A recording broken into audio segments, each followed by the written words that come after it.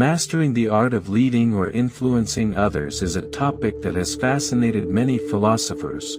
While some approaches suggest conquering through power or wisdom, the German philosopher Arthur Schopenhauer proposed something peculiar.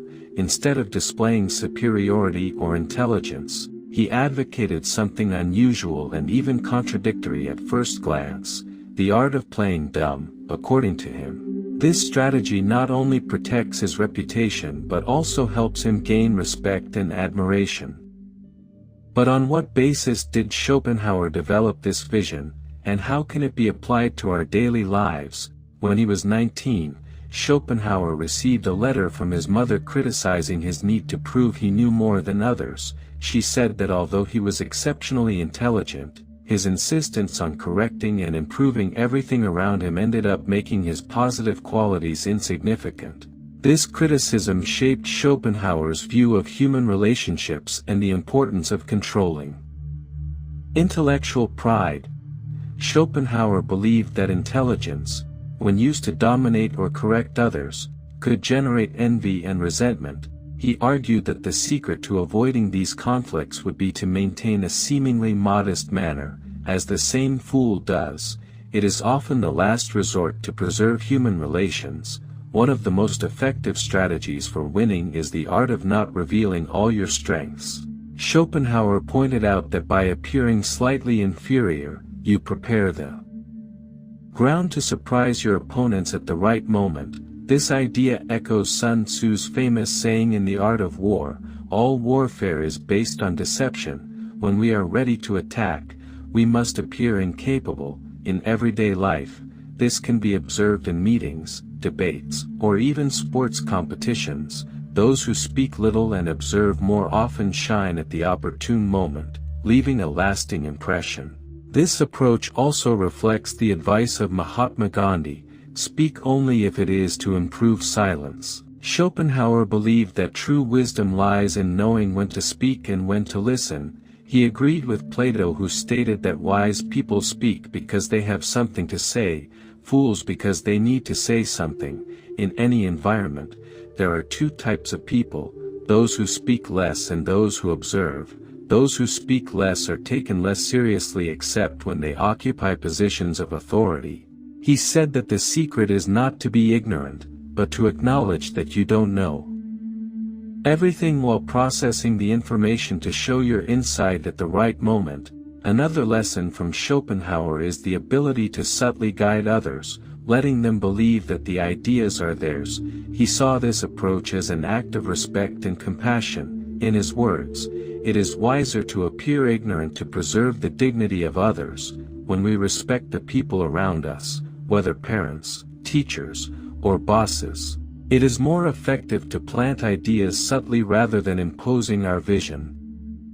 This avoids unnecessary confrontations and creates an environment of mutual respect. For example, professional athletes sometimes let a fan with a disability win a match. Even though they could easily win, they choose to lose to give the other the feeling of triumph. This act of humility strengthens bonds and promotes dignity at work. This approach is also essential instead of constantly correcting your boss or colleagues. Schopenhauer recommended playing dumb to preserve harmony in the professional environment. As he said, playing dumb is the last resort to cover up other people's defects.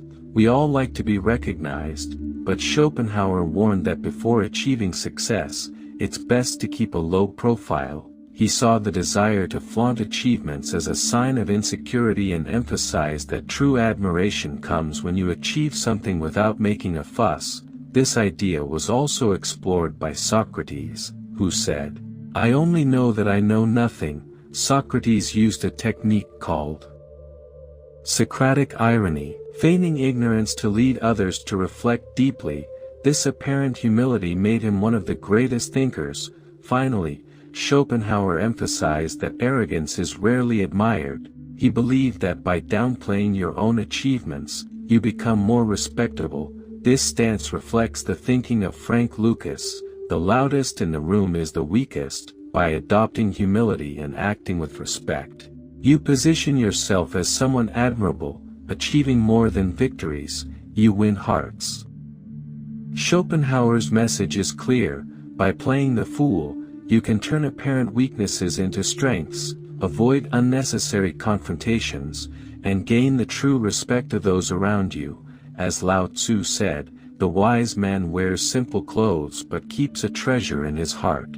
The art of playing the fool requires patience, self-control, and the ability to see beyond the obvious. It doesn't mean renouncing authenticity or hiding who you really are, but rather acting with emotional intelligence. By mastering the art of appearing modest, you not only avoid unnecessary friction, but also position yourself as someone worthy of respect and admiration, so the next time you're in a situation where your instinct leads you to impose yourself or prove you're right, try doing it. Listen more, speak less, and let your actions speak for themselves. After all, as Schopenhauer showed us, true power lies in humility. And true success is that which not only benefits you but also inspires others to be better.